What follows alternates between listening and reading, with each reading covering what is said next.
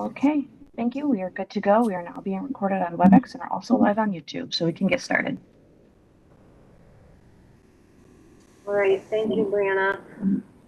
Good morning, everyone, and welcome to the August 4th New York State DNA Subcommittee meeting. Before we begin, I would like to welcome our new chair of the subcommittee, Dr. Michael Coble. Dr. Coble is an associate professor and executive director of the Center for Human Identification at the University of North Texas Health Science Center in Fort Worth. Dr. Coble's research focuses on issues associated with DNA mixture interpretation and probabilistic methods of interpretation using software analyses. And he's authored or co-authored over 90 peer-reviewed publications in this area of forensic DNA analysis and interpretation. He also serves on the Texas Forensic Science Commission and is a fellow of the American Academy of Forensic Sciences and a member of the International Society for Forensic Genetics. Thank you for joining us. I turn the page to you. Thank you so much, Jill. Thank you, everyone. It's really an honor and a pleasure to be the chair of the New York DNA Subcommittee. I'm quite honored to be amongst my valued colleagues that are also on the subcommittee. I also am quite honored to be chair and following in the footsteps of people like Paul Ferrara, Jack Valentine, Dwight Adams, and Bruce Weir. And so I hope to continue the great work that they've done over the years. So at this time, I'd like to take attendance to establish a quorum. Dr. Smith is unable to attend today's meeting. So we'll conduct business today through roll call as we have members present here in New York City and virtually. So please respond present when I call on you. Dr. Bieber. Fred Bieber, present. Dr. Sozer. Amanda Sozer, present. Dr. Kidd. Ken Kidd, present. Dr. Corrado. Kathleen Corrado, present. Dr. Gettings. Kathleen Gooding, present. Thank you. Including myself, we have established the quorum. So you've all received the draft agenda for today's meeting. Is there any discussion regarding this agenda? Hearing none, do I have a motion to approve the agenda for this meeting? Amanda Sozer, make the motion. Do I have a second? Ken Kidd, second. Dr. Kidd, I second the motion. So when I call on you, please state your vote. My vote is aye. Dr. Bieber? Fred Bieber, aye. Amanda Sozer, aye.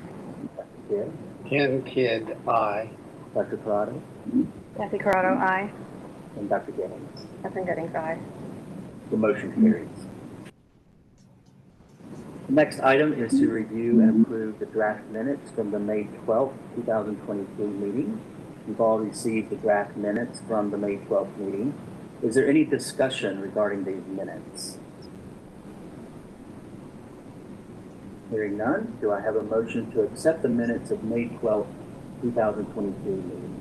Kathy Corrado makes a motion. Do I have a second? Second. Thank you. So when I call on you, please state your vote. My vote is to abstain since I was not on the subcommittee, nor did I attend the meeting last time. So, Dr. Bieber. Yes. For your vote for approving the minutes. Yes, aye. Bieber, aye. Dr. Gettings. Aye. Dr. Sozer. Amanda Sozer, aye. Dr. Kidd. Abstain. Dr. Gettings. I'm sorry, Dr. Corrado. Aye. Got off my. Okay, so we had the motion carries. Next item on the agenda is accreditation and laboratory updates. We have 4 updates to consider. First, Erie County Central Police Services Forensic Laboratory. In April, the laboratory underwent a surveillance assessment. There were no findings. ANAB has issued a continuation of accreditation based on the assessment activity. In June, the laboratory performed an internal QAS audit and there were no findings. Are there any questions for the laboratory? We do have a representative virtually to be able to answer any questions. Do we have any questions for the laboratory? Okay. Hearing none, then we'll move on to the next. The next item is Monroe County Crime Laboratory.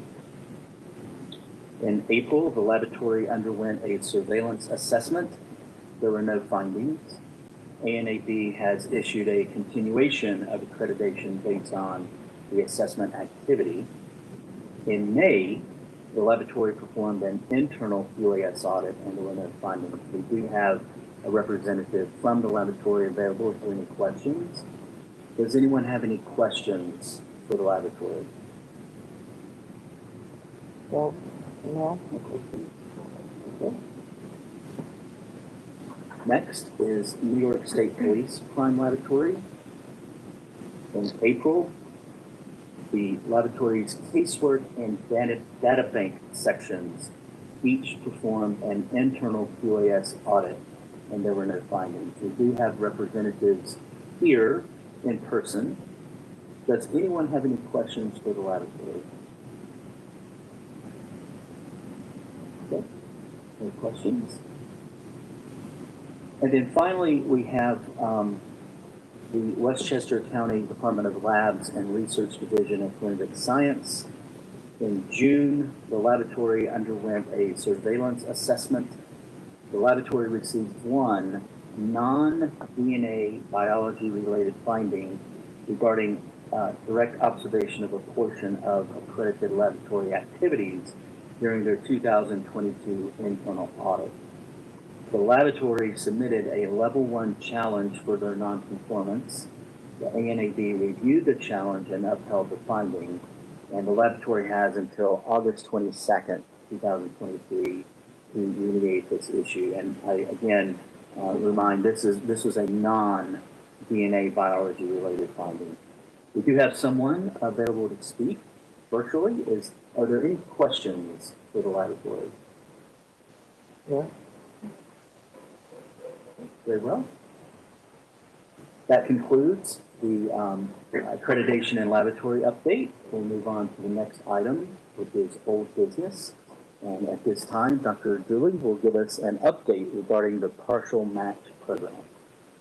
So it's been quite some time since I've actually given numbers, but again, there is no update. The numbers have stayed the same.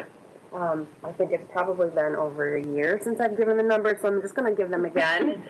We have 93 names that have been requested, 49 names have been released, and all 49 investigations have been closed. So that is it for partial match. Yes. A question, Jill. When you say 93 requested, that means people have asked to do a partial match search? Well, yes.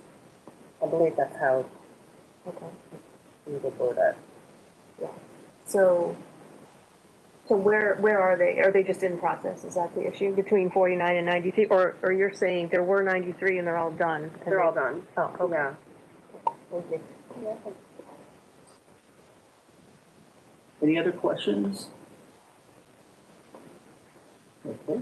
Thank you for the update on the partial match. We'll now move to the familial search update with Dr. Dooley.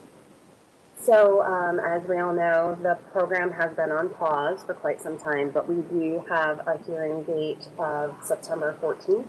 So we're hopeful to have a decision from that hearing by the end of the year. Do you know anything about what that process is like? Is it just the one hearing or is it multiple hearings? Right now, we're only aware of the one day. But it could be multiple. So if it is, we'll let you know. They are having a moot court before that, so we'll get some practice ones in. So we'll keep you guys updated. And will that hearing be televised, or, that we can watch it remotely, or no? I don't believe it is. I don't believe the last one was. No, not the hearing, but the moot court. If you want to watch that one, you can let me know. I can provide information.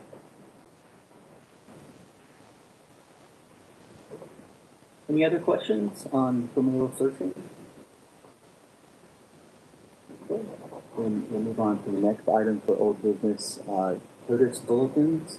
And it's my understanding that Tom Leach has notified OFS that there are no relevant POTUS bulletins at this time. However, ANAB has reached out to New York City OCME, Department of Forensic Biology, related to an issue regarding mitochondrial DNA and POTUS PopStats software. It's anticipated that the FBI will issue a bulletin. However, nothing has been issued to date. I will say personally, this was an item that we discovered at the University of North Texas, and we alerted the FBI about this. And I think there was an email just yesterday from Lisa Bursweiler stating that an update, or at least something, will be provided by the end of August, and that's the latest that I know. Are there any questions? So the emails that we have don't say much about the issue. It says it was an issue potentially with the 315 region, but then other regions, can we, I guess, do we need to wait for the documentation, or can you tell us anything else about the impact? The impact was that we did find that there were differences in the stats. The stats did change. There was basically, by not including the 315.1 site, then POTUS basically ignored it, and so it generated a stat where you did include the site. There were, for us, there were 27 people that were included. When you didn't, the 27 people were not included anymore. So it somehow, there's something in the software that they're trying, the FBI is also still trying to figure this out, but there are other regions where insertions can cause this. 16093 is an example, but we haven't found any examples like that. But there are a couple of other places in the mitochondrial control region where an insertion could affect, depending upon the range that the insertion. So when OCME reported that they didn't think they were affected by the issue, would they know if they were affected? I'm not sure. Okay. I'm not sure. I don't know if. Or we can wait until we get to that. Maybe Yeah, we have a.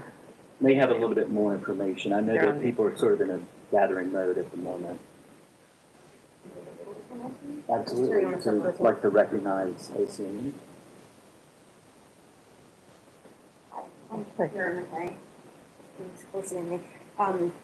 I had discussed this a little bit with our mitochondrial group yesterday, and from what they had informed me, we don't have any impact on us.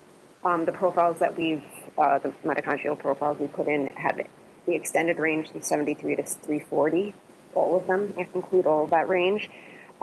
If there was another lab that was impacted, I believe there were 13 profiles that were in there that might have been impacted, not from New York. It would be they would have to contact us, because we would have no way to know if on their side they had an issue, but on our side there were no issues with the profiles we imported. So what's in common in those 13 profiles? How do you know that they might be impacted? I think the FBI had told the laboratories this. They had given a presentation to a mitochondrial working group, and so including 315 at the 315.1, like insertion site, as well as some other areas. And the number that I had seen on this presentation was like 13 areas that were affected. Or 13 areas? Oh, no, or 13 profiles. 13 profiles. Okay. So, we would have to, it would be on those laboratories to contact us and say, look, we resolved this and we have a potential match with your lab. Mm-hmm. To date, since March when this came out, we haven't been contacted. So the region that was really, the thing that was for us, there was there was a hair sample, there were two hair samples. One had really linked heteroplasmy at 309, so 309.1, 309.2, and maybe even 0.3. And what that caused was the pile up of sequences at 315.1, where the analyst could no longer interpret whether the C was there. Probably is. Everybody generally has that 315.1C. But the heterophyte was so bad, that's where she terminated the 315. The other sample of the hair was able to, at least you could see that C at 315.1. So that was where the discrepancy was found. And that's where, when you searched without the 315.1C, you got a different stat than when you were able to search with 315.1C. That's how it was constructed. And we think that it's also, I think the FBI again, as we stated earlier, that it's the Curtis pop stats is also affected through both the searching and the statistical reporting. Yeah. So, just for the record, is OCME, I believe, is the only lab that performs mitochondrial testing in New York, correct? Yeah.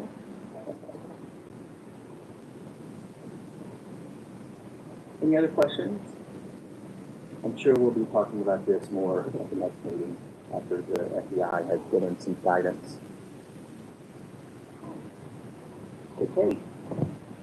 Next on the agenda, laboratory disclosures.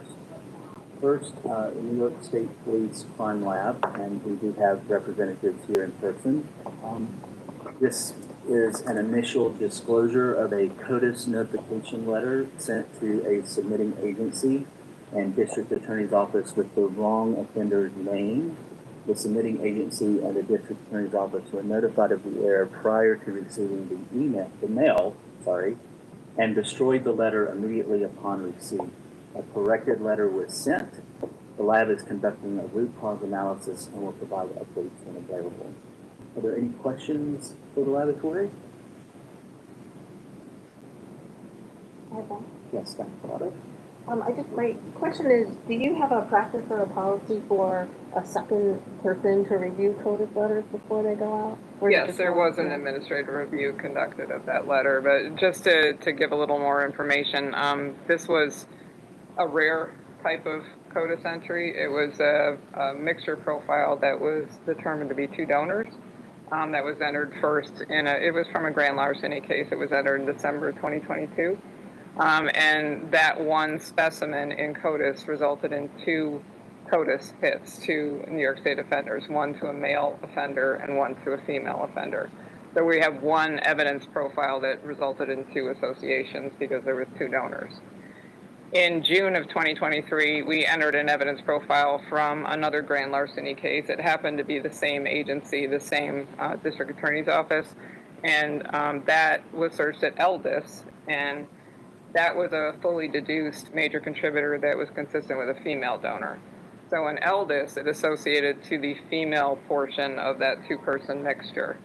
So when the letter was written and reviewed, the specimen ID was correct for the first case.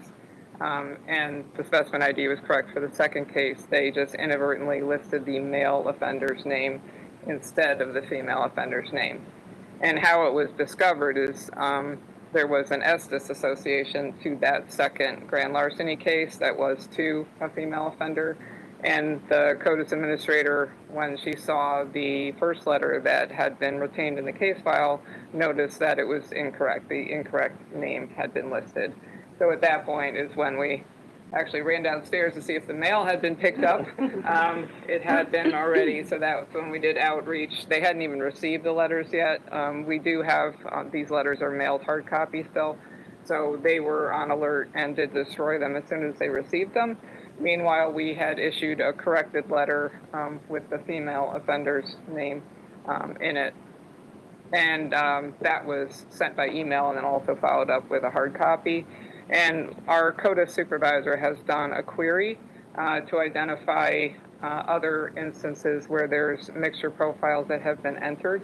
So that is part of our cause analysis, is where it is a rare circumstance in terms of particularly entering a mixture profile and then having that mixture profile be associated with more than one offender.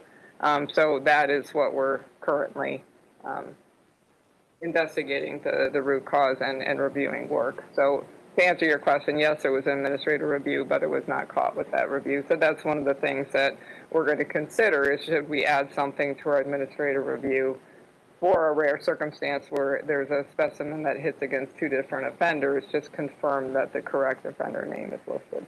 So that is going to be part of the things that we're considering as a corrective action. Thank you.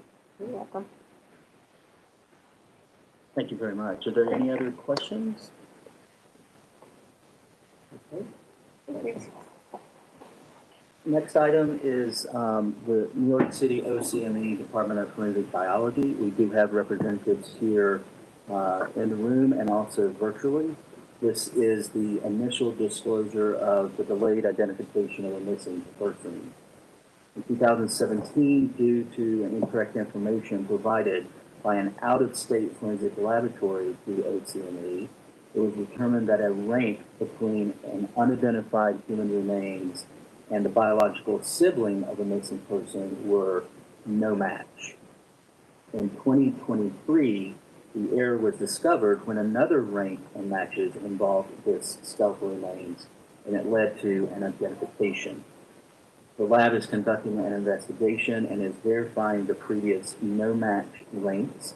They've also improved their protocol by requiring a second reviewer do all no-match ranks in missing persons cases. And they will provide an update once the verifications are complete. Does anyone have any questions for the laboratory?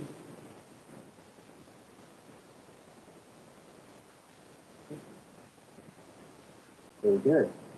And that's all for laboratory disclosures.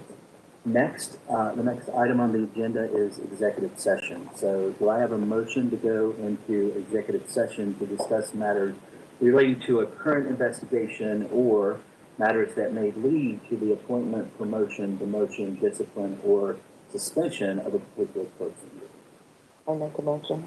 Souza. I second. Corrado, second the motion. When I call on you, please state your vote. My vote is aye. Dr. Bieber? Fred Bieber, aye. Souza? Amanda Souza, aye. Dr. Kidd? Ken Kidd, aye. Dr. Corrado? Aye. Dr. Gettings? Aye. At this point, if you're not a subcommittee member or staff, we'll be asked to leave, and we will stop the virtual meeting, and the streaming will be paused. The stream will resume when the executive session has ended.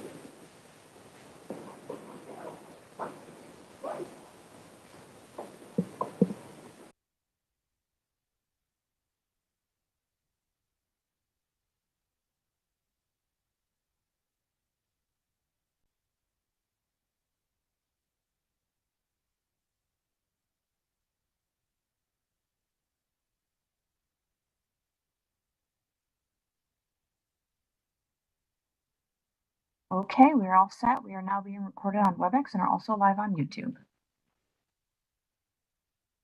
Welcome back. We took no action in the executive session, so we'll move on to our next item. And before we start the next item, which is next meeting date and location, I'd like to thank everyone for all of the assistance and help on this first meeting for me, especially Shelley and Jill, Natasha, and all the other support staff. I really do thank you. So our next meeting of the subcommittee will be November 3rd, 2023. At this point, we'll have a motion to adjourn this meeting. So moved. I have a motion from Dr. Gettings. Do I have a second? Second. Dr. Kidd has seconded the motion. So when I call on you, please state your vote. My vote is aye. Dr. Bieber? Fred Bieber, aye. Fraser? Aye. Dr. Kidd? Ken Kidd, aye. Dr. Corrado? Aye. Dr. Gettings? Aye. Thank you. This meeting is ended. Thank